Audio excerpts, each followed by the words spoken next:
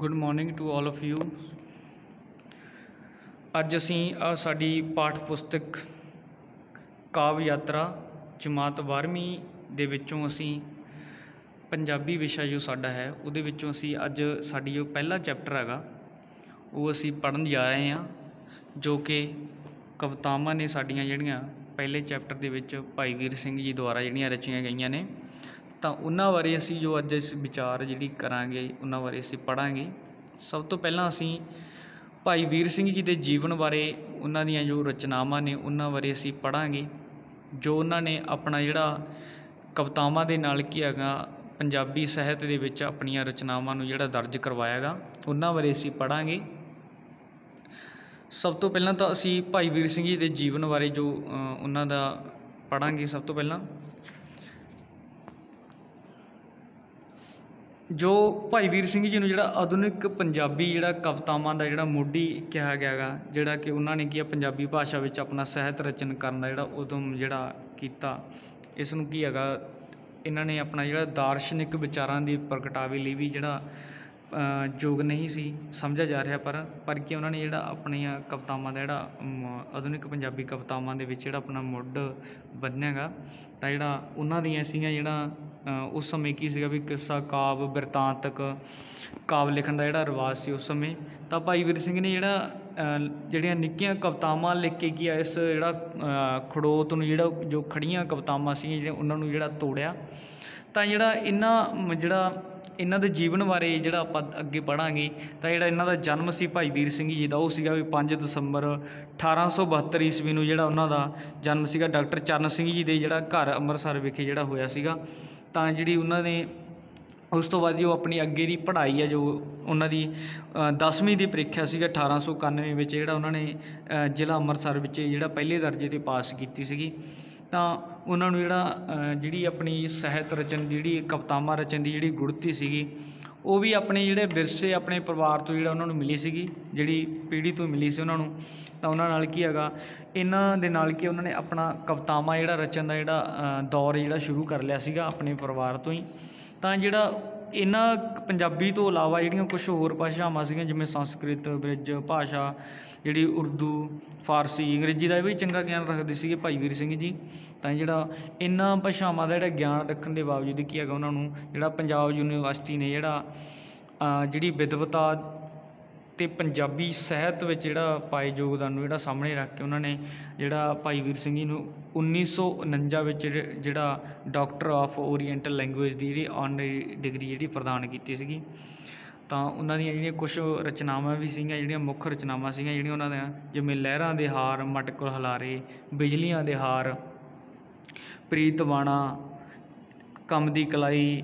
कंत सहेली जिहड़े ये जिहड़ियां कवितावां सीगियां उन्हां दीयां जिहड़े सीगा महाकावी भी सी उन्हां दा राणा सूरत सिंह सीगा जिहड़ा महाकावी सीगा उन्हां दा।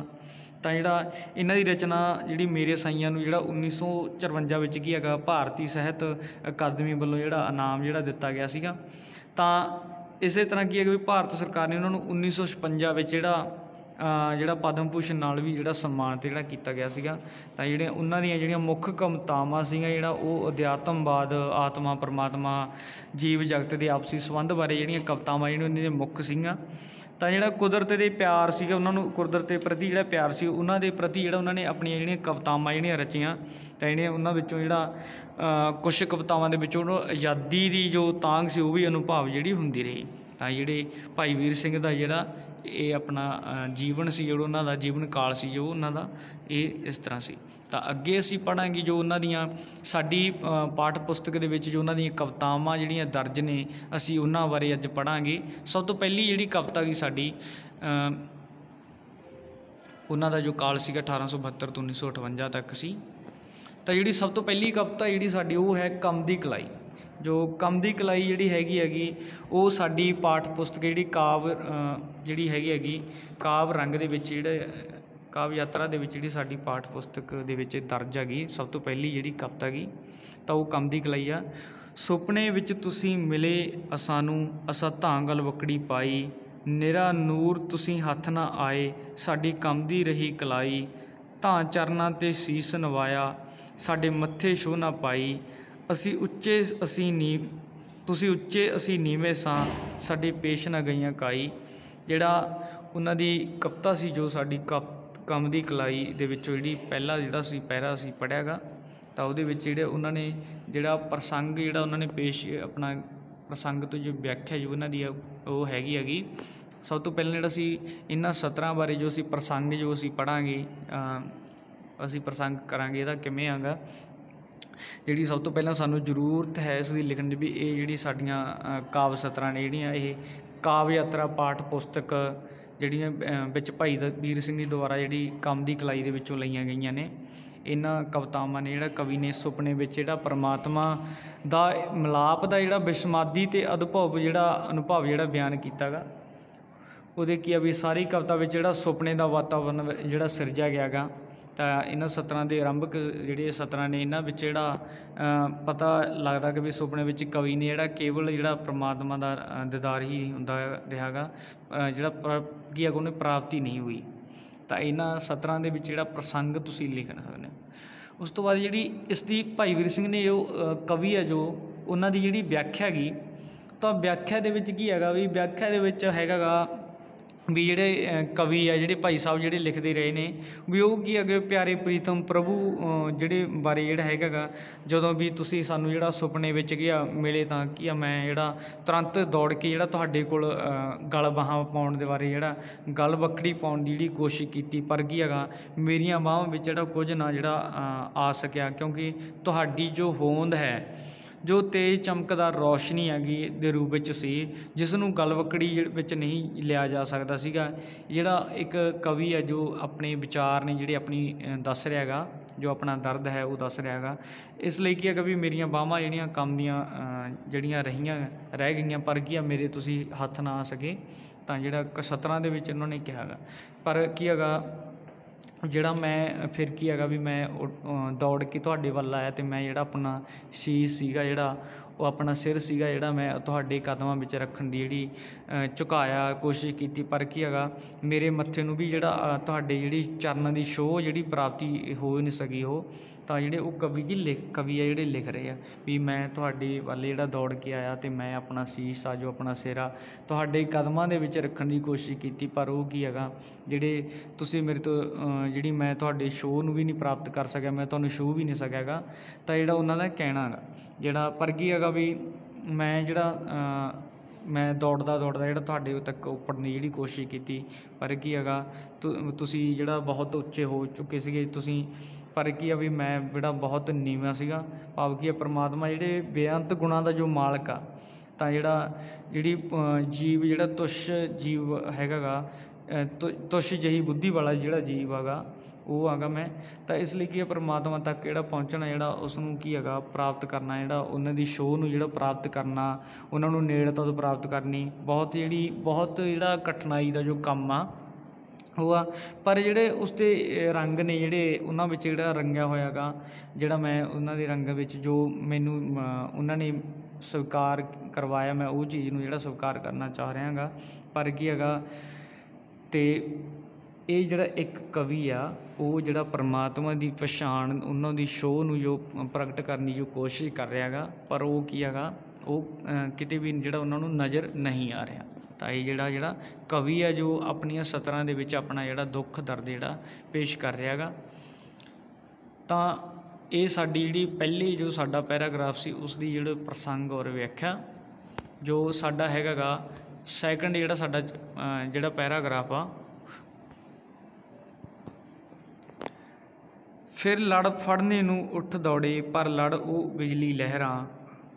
ਉੜਦਾ ਜਾਂਦਾ ਪਰ ਉਹ ਆਪਣੀ ਛੂਹ ਸਾਨੂੰ ਗਿਆ ਲਾਈ। ਮਿੱਟੀ ਚਮਕ ਪਈ ਇਹ ਮੋਈ, ਅਤੇ ਤੁਸੀਂ ਲੂਹਾਂ ਵਿੱਚ ਲਿਸ਼ਕੇ, ਬਿਜਲੀ ਕੂੰਦ ਗਈ ਥਰਥਾਂਦੀ, ਹੁਣ ਚਕਾਚੂੰਦ ਹੈ ਛਾਈ। ਠੀਕ ਹੈ ਜੀ। ਉਸ ਵਿੱਚ ਕੀ ਹੈਗਾ ਵੀ ਜਿਹੜਾ ਕਵੀ ਆ ਜਿਹੜਾ ਉਹ ਜਿਹੜੀਆਂ ਪ੍ਰਸੰਗ ਦੇ ਵਿੱਚ ਕੀ ਹੈਗਾ ਤੁਸੀਂ ਦੇਖ ਸਕਦੇ ਹੋ ਵੀ ਕਾਵਿ ਯਾਤਰਾ ਜਿਹੜੀ ਪਾਠ ਪੁਸਤਕ ਸਾਡੀ ਵਿੱਚ ਜਿਹੜਾ ਦਰਜ ਭਾਈ ਵੀਰ ਸਿੰਘ ਜੋ ਨੇ ਕਵਿਤਾ ਲਿਖੀ, ਜਿਹੜਾ ਭਾਈ ਵੀਰ ਸਿੰਘ ਜੀ ਨੇ, ਤਾਂ ਕੰਮ ਦੀ ਕਲਾਈ ਦੇ ਵਿੱਚੋਂ ਜਿਹੜੀਆਂ ਲਈਆਂ ਗਈਆਂ ਸਤਰਾਂ ਨੇ। ਇਹਨਾਂ ਕਵਿਤਾ ਵਿੱਚ ਜਿਹੜਾ ਕਵੀ ਨੇ ਸੁਪਨੇ ਵਿੱਚ ਜਿਹੜਾ ਪਰਮਾਤਮਾ ਦੇ ਮਿਲਾਪ ਦੇ ਵਿਸਮਾਦੀ ਤੋਂ ਜਿਹੜੇ ਅਦਭੁਤ ਅਨੁਭਵ ਨੂੰ ਜਿਹੜਾ ਬਿਆਨ ਕੀਤਾ ਗਾ। ਤਾਂ ਜਿਹੜੀ ਕਵਿਤਾ ਦੀ ਜਿਹੜਾ ਵਾਤਾਵਰਨ ਆ, ਜਿਹੜਾ ਸੁਪਨੇ ਦਾ ਵਾਤਾਵਰਨ ਜਿਹੜਾ ਸਿਰਜਿਆ ਗਿਆ ਇਸ ਕਵਿਤਾ ਦੇ ਵਿੱਚ,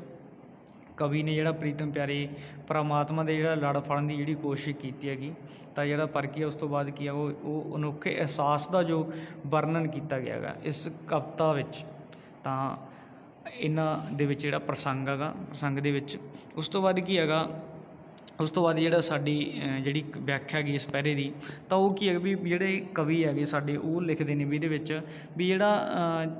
ਕਿ ਵੀ ਕੀ ਇੱਕ ਜਿਹੜਾ ਇੱਕ ਦੋ ਵਾਰ ਤਾਂ ਕੀ ਆ ਵੀ ਆਪਣੇ ਪ੍ਰੀਤਮ ਦੀ ਜਿਹੜੀ ਪ੍ਰਾਪਤੀ 'ਤੇ ਹੈਗਾ ਉਸਦੀ ਸ਼ੋਅ ਦੀ ਜੋ ਸਫਲਤਾ ਗਈ, ਜਦੋਂ ਮੈਨੂੰ ਜਿਹੜਾ ਤੁਹਾਡਾ ਵਾਪਸ ਜਾਂਦਿਆਂ ਦਾ ਹੋ ਜਾਂਦਾ ਜਿਹੜਾ ਕੀ ਹੈਗਾ ਪੱਲਾ ਜਿਹੜਾ ਉੱਡਦਾ ਵਿਖਾਈ ਦਿੰਦਾ ਗਾ, ਤਾਂ ਕੀ ਹੈਗਾ ਮੈਂ ਤੁਹਾਡੇ ਪੱਲੇ ਦਾ ਜਿਹੜਾ ਲੜ ਫੜਨ ਦੀ ਜਿਹੜੀ ਤੇਜ਼ੀ ਨਾਲ ਜਿਹੜਾ ਮਗਰ ਦੌੜਿਆ, ਪਰ ਕੀ ਹੈਗਾ ਉਹ ਲੜ ਵੀ ਜਿਹੜਾ ਬਿਜਲੀ ਦੀ ਕਿਰਨ ਵਾਂਗ ਕੀ ਹੈਗਾ ਸੂਖਮ ਸੀ, ਜਿਹੜਾ ਕਿ ਅਸੀਂ ਫੜ ਨਹੀਂ ਸਕੇ, ਤੁਹਾਡਾ ਜਿਹੜਾ ਸਾਨੂੰ ਤੁਹਾਡੀ ਜਿਹੜੀ ਸ਼ੋਅ ਹੈਗੀ ਉਹ ਪ੍ਰਾਪਤ ਨਹੀਂ ਹੋ ਸਕੀ। ਤਾਂ ਇਸ ਲਈ ਕੀ ਹੈਗਾ ਉਹ ਵੀ ਜਿਹੜੇ ਮੇਰੇ ਹੱਥ ਵਿੱਚ ਨਹੀਂ ਫੜਿਆ ਜਾ ਸਕਿਆ, ਜਿਹੜਾ ਲੜ ਸੀਗਾ ਜਿਹੜਾ ਉਹ ਸੂਖਮ ਸੀਗਾ, ਜਿਹੜਾ ਨਰਮ ਸੀਗਾ, ਜਿਹੜਾ ਉਹਨੂੰ ਜਿਹੜਾ ਮੈਂ ਫੜਨ ਦੀ ਕੋਸ਼ਿਸ਼ ਕੀਤੀ ਪਰ ਉਹ ਕੀ ਹੈਗਾ ਕਿਤੇ ਵੀ ਜਿਹੜਾ ਫੜਿਆ ਨਹੀਂ ਜਾ ਰਿਹਾ ਸੀ। ਤਾਂ ਇਹ ਜਿਹੜਾ ਇੱਕ ਕਵੀ ਆ ਜੋ ਉਹ ਦੱਸ ਰਿਹਾ ਹੈਗਾ। ਤਾਂ ਜਿਹੜਾ ਮੈਨੂੰ ਕੀ ਆ ਵੀ ਇਹ ਜਿਹੜਾ ਮੈਨੂੰ ਇੱਕ ਜਿਹੜੀ ਇਹ ਸ਼ੋਅ ਸੀਗੀ ਜਿਹੜੀ ਤੁਹਾਡੀ ਉਹ ਕੀ ਆ ਇੱਕ ਮਾਮੂਲੀ ਜਿਹੀ ਸ਼ੋਅ ਵੀ ਜਿਹੜੀ ਮੈਨੂੰ ਤੁਹਾਡੀ ਜਿਹੜੀ ਕਿਤੇ ਵੀ ਮੈਂ ਉਹਨਾਂ ਨੂੰ ਟੱਚ ਨਹੀਂ ਕਰ ਸਕਿਆ, ਮੈਂ ਇਹਨੂੰ ਜਿਹੜਾ ਹੱਥ ਵੀ ਨਹੀਂ ਲਾ ਸਕਿਆ ਜਿਹੜਾ। ਤਾਂ ਜਦੋਂ ਵੀ ਕਿਤੇ ਮੈਂ ਇਹਨਾਂ ਚੀਜ਼ਾਂ ਦੀ ਜਿਹੜੀ ਕੋਸ਼ਿਸ਼ ਕੀਤੀ ਤਾਂ ਕੀ ਹੈਗਾ ਮੇਰੇ ਜਿਹੜੇ ਬੇਜਾਨ ਜੇ ਸਰੀਰ ਵਿੱਚ ਕੀ ਹੈਗਾ ਹਰਕਤ ਆਉਣੀ ਸ਼ੁਰੂ ਹੋ ਗਈ, ਇਹਨਾਂ ਦੇ ਮੇਰਾ ਜਿਹੜਾ ਬੇਜਾਨ ਸਰੀਰ ਵਿੱਚ ਜਿਹੜੀ ਚਮਕ ਆ ਜਾਂਦੀ ਜਦੋਂ ਮੈਂ ਉਹਨੂੰ ਛੂਹਿਆ, ਜਦੋਂ ਮੈਂ ਛੂਹਣ ਦੀ ਜਿਹੜੀ ਕੋਸ਼ਿਸ਼ ਕਰ ਰਿਹਾ ਸੀ। ਤਾਂ ਜਿਹੜਾ ਮੇਰਾ ਬੇਜਾਨ ਸਰੀਰ ਸੀਗਾ ਉਹ ਵੀ ਹਰਕਤ ਦੇ ਵਿੱਚ ਆਉਣਾ ਸ਼ੁਰੂ ਹੋ ਗਿਆ, ਮੇਰਾ ਬੇਜਾਨ ਸਰੀਰ ਵਿੱਚ ਕੀ ਆ ਚਮਕ ਆ ਗਈ, ਮੇਰੇ ਜਿਹੜੇ ਸਰੀਰ ਦੇ ਵਿੱਚ ਜਿਹੜਾ ਅੰਗ ਵਿੱਚ ਜਿਹੜੇ ਲੂੰ ਵਿੱਚ ਜਿਹੜਾ ਮੇਰੇ ਜਿਹੜਾ ਰੌਸ਼ਨੀ ਚਮਕ ਪਈ ਅਤੇ ਜਿਹੜਾ ਮੇਰਾ ਸਰੀਰ ਆ ਜਿਹੜਾ ਉਹਦੇ ਵਿੱਚ ਜਿਹੜਾ ਚਮਕ ਜਿਹੀ ਪੈਦਾ ਹੋ ਗਈ। ਤੁਹਾਡੇ ਜਿਹੜੇ ਜਿਵੇਂ ਉਹਨਾਂ ਨੇ ਕਹਿ ਰਹੇ ਹੈਗੇ ਉਹ ਵੀ ਜਿਹੜੇ ਤੁਹਾਡੇ ਜਿਹੜੇ ਪੱਲੇ ਵਿੱਚ ਕੀ ਹੈਗਾ ਵੀ ਇੰਨੀ ਤੇਜ਼ ਚਮਕਦਾਰ ਅਤੇ ਜਿਹੜਾ ਕੀ ਹੈਗਾ ਮੇਰੇ ਆਸੇ ਪਾਸੇ ਇਸ ਤਰ੍ਹਾਂ ਜਿਹੜਾ ਹਨੇਰਾ ਛਾ ਗਿਆ ਸੀਗਾ, ਜਿਹੜਾ ਉਹਦੇ ਨਾਲ ਕੀ ਹੈਗਾ ਮੇਰੇ ਸਰੀਰ ਅੰਦਰ ਜਿਹੜੀ ਚਮਕ ਜਿਹੜੀ ਪੈਦਾ ਹੋਣ ਲੱਗ ਪਈ, ਜਿਹੜੀ ਜਿਵੇਂ ਤੁਹਾਡੇ ਜਿਹੜਾ ਸਰੀਰ ਆ ਜੋ ਉਹਨਾਂ ਦੀ ਤੁਹਾਡੀ ਆਤਮਾ ਸੀ ਜੋ ਚਮਕਦੀ ਸੀਗੀ, ਤਾਂ ਜਿਹੜੇ ਰੌਸ਼ਨੀ ਜਿਹੜੀ ਪੈਦਾ ਹੋਈ ਤਾਂ ਉਹਦੇ ਨਾਲ ਕੀ ਹੈਗਾ ਬੱਦਲਾਂ ਵਿੱਚ ਜਿਹੜੀ ਤੇਜ਼ ਜਿਹੜੀ ਬਿਜਲੀ ਵੀ ਗਰਜ ਪਈ। ਤਾਂ ਜਿਹੜਾ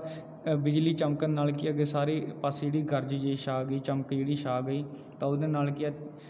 ਇਹ ਇਸ ਤਰ੍ਹਾਂ ਜਿਹੜਾ ਕਰਨ ਨਾਲ ਕੀ ਹੈਗਾ ਜਿਹੜੀਆਂ ਤੇਜ਼ ਰੌਸ਼ਨੀ ਨਾਲ ਕੀ ਹੈਗਾ ਮੇਰੀਆਂ ਅੱਖਾਂ ਵੀ ਜੋ ਚੁੰਦੀਆਂ ਗਈਆਂ, ਉਹਨਾਂ ਵਿੱਚ ਜਿਹੜੀ ਇੱਕ ਚਮਕ ਜਿਹੜੀ ਅੱਖਾਂ ਵਿੱਚ ਪੈ ਗਈ, ਤਾਂ ਉਹਦੇ ਨਾਲ ਕੀ ਆ ਮੇਰੀਆਂ ਅੱਖਾਂ ਵੀ ਬੰਦ ਹੋ ਗਈਆਂ, ਬੰਦ ਹੋਣੀਆਂ ਸ਼ੁਰੂ ਹੋ ਗਈਆਂ।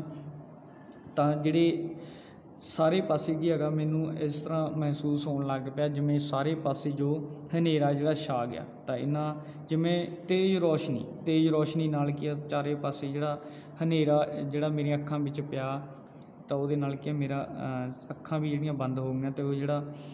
ਸਾਰੇ ਪਾਸੇ ਮੈਨੂੰ ਜਿਹੜਾ ਹਨੇਰਾ ਹੀ ਹਨੇਰਾ ਜਿਹੜਾ ਦਿਖਾਈ ਦੇਣ ਲੱਗ ਗਿਆ। ਜਿਹੜਾ ਪਰਮਾਤਮਾ ਜਿਹੜੇ ਇੱਕ ਪ੍ਰੀਤਮ ਦੇ ਜਿਹੜੀ ਲੜਦੀ ਸ਼ੋਅ ਨੇ ਕੀ ਆ ਉਸ ਦੇ ਜਿਹੜੇ ਨਿਰਜੀਵ ਆਤਮਾ ਨੂੰ ਜਿਹੜਾ ਸੰਜੀਵ ਕਰ ਦਿੱਤਾ, ਇਹਦੇ ਨਾਲ ਕੀ ਹੈਗਾ ਉਸ ਜਿਹੜਾ ਇੱਕ ਮੇਰੇ ਅੰਦਰ ਸਰੀਰ ਅੰਦਰ ਜੋ ਇੱਕ ਜਿਹੜਾ ਸਰੀਰ ਹਰਕਤ ਵਿੱਚ ਆਉਣਾ ਸ਼ੁਰੂ ਹੋ ਗਿਆ। ਅਤੇ ਜਿਹੜਾ ਇਹ ਪ੍ਰਭਾਵ ਸੀ ਜਿਹੜਾ ਉਹਨਾਂ ਦਾ ਜਿਹੜਾ ਗਿਆਨ ਦੀ ਰੌਸ਼ਨੀ ਨਾਲ ਕੀ ਹੈਗਾ ਇੱਕ ਵਾਰ ਤਾਂ ਜਿਹੜਾ ਅੱਖਾਂ ਜਿਹੜੀਆਂ ਚੁੰਦੀਆਂ ਜਾਂਦੀਆਂ ਸੀਗੀਆਂ, ਤਾਂ ਜਿਹੜਾ ਫਿਰ ਉਸ ਤੋਂ ਬਾਅਦ ਕੀ ਆ ਕੁਝ ਹੋਰ ਜਿਹੜਾ ਨਜ਼ਰ ਹੀ ਨਹੀਂ ਆ ਸਕਿਆ। ਜਿਹੜੀਆਂ ਇਹਨਾਂ ਸਤਰਾਂ ਵਿੱਚ ਜਿਹੜਾ ਇੱਕ ਕਵੀ ਆ ਜੋ ਇਹ ਉਹਨਾਂ ਦੀ ਸ਼ੋਅ ਨੂੰ ਜੋ ਪ੍ਰਗਟ ਕਰ ਰਿਹਾ ਹੈਗਾ ਆਪਣੀ ਸ਼ਬਦਾਂ ਆਪਣੀਆਂ ਸਤਰਾਂ ਆਪਣੀ ਕਵਿਤਾ ਦੇ ਦੌਰਾਨ। ਤਾਂ ਜਿਹੜਾ ਅਸੀਂ ਜਿਹੜੀ ਕੰਮ ਦੀ ਕਲਾਈ ਜੋ ਸਾਡੀ ਕਵਿਤਾ ਹੈ ਉਸ ਵਿੱਚ ਕੀ ਹੈਗਾ ਅਸੀਂ ਜਿਹੜਾ ਉਹਨਾਂ ਦੀ ਪ੍ਰਸੰਗ ਜਿਹੜਾ ਭਾਈ ਵੀਰ ਸਿੰਘ ਦੁਆਰਾ ਜਿਹੜਾ ਰਚਿਆ ਗਿਆ ਜੋ ਉਹਨਾਂ ਦੀ ਵਿਆਖਿਆ ਹੈ ਇੱਕ ਅਧਿਆਤਮਵਾਦ ਜੋ ਇੱਕ ਪਰਮਾਤਮਾ ਦੇ ਜਿਹੜੀ ਸ਼ੋਅ ਨੂੰ ਲੈ ਕੇ ਜਿਹੜਾ ਇੱਕ ਕਵਿਤਾ ਜਿਹੜੀ ਪੇਸ਼ ਕੀਤੀ ਗਈ, ਤਾਂ ਉਹਦੀ ਅਸੀਂ ਵਿਆਖਿਆ ਜੋ ਕੀਤੀ। ਤਾਂ ਇਹਦੇ ਨਾਲ ਸੰਬੰਧਿਤ ਕੁਛ ਜਿਹੜੇ ਹੈਗੇ ਜਿਵੇਂ ਪ੍ਰਸ਼ਨ ਜਿਹੜੇ ਇਹਦੇ ਜਿਹੜਾ ਕੰਮ ਦੀ ਕਲਾਈ ਦਾ ਜਿਹੜਾ ਤੁਹਾਡੇ ਕੇਂਦਰੀ ਭਾਵ ਲਿਖੋ ਜਾਂ ਵਿਸ਼ਾ ਵਸਤੂ ਕੀ ਹੈ ਜਿਹੜੀ ਜੋ ਅਸੀਂ ਵਿਆਖਿਆ ਕੀਤੀ ਆ ਉਹ ਇਹਦੀ ਜਿਹੜੀ ਵਿਆਖਿਆ ਦੇ ਵਿੱਚ ਕੀ ਹੈਗਾ ਜੋ ਅਸੀਂ ਹੁਣ ਤੱਕ ਸੁਣਿਆ ਜਾਂ ਪੜ੍ਹਿਆ ਹੈਗਾ, ਜੋ ਅਸੀਂ ਵਿਆਖਿਆ ਕੀਤੀ ਅਸੀਂ ਉਹੀ ਹੀ ਜਿਹੜੀ ਪ੍ਰੈਕਟਿਸ ਇਹਦੀ ਕਰ ਸਕਦੇ ਹਾਂਗੇ ਲਿਖ ਕੇ ਜਾਂ ਆਪਣੇ ਯਾਦ ਕਰਕੇ ਵੀ ਜੋ ਕਵਿਤਾ ਦੀਆਂ ਜੋ ਸਤਰਾਂ ਨੇ ਉਹ ਸਾਡੇ ਸਾਹਮਣੇ ਕੀ ਕਹਿ ਰਹੀਆਂ ਨੇ ਤਾਂ ਉਹਨਾਂ ਦੀ ਅਸੀਂ ਵਿਆਖਿਆ ਅਸੀਂ ਕਰ ਸਕਦੇ ਹਾਂ। ਤਾਂ ਜੋ ਅੱਜ ਦੀ ਜੋ ਸਾਡਾ ਲੈਕਚਰ ਸੀਗਾ ਉਹ ਸੀਗਾ ਕੰਮ ਦੀ ਕਲਾਈ, ਜਿਹੜੀ ਕਵਿਤਾ ਸੀਗੀ ਭਾਈ ਵੀਰ ਸਿੰਘ ਦੁਆਰਾ ਦਰਜ, ਤਾਂ ਉਹ ਉਹਦੀ ਅਸੀਂ ਵਿਆਖਿਆ ਕੀਤੀ। ਉਮੀਦ ਕਰਦਾ ਤੁਹਾਨੂੰ ਇਸ ਕਵਿਤਾ ਦੀ ਜੋ ਵਿਆਖਿਆ ਅਤੇ ਪ੍ਰਸੰਗ ਆ ਜੋ ਸੀ ਤਾਂ ਉਹ ਤੁਹਾਨੂੰ ਜਿਹੜੀ ਸਮਝ ਲੱਗੀ ਹੋਊਗੀ। ਹਾਂਜੀ, ਥੈਂਕ ਯੂ ਸਟੂਡੈਂਟਸ।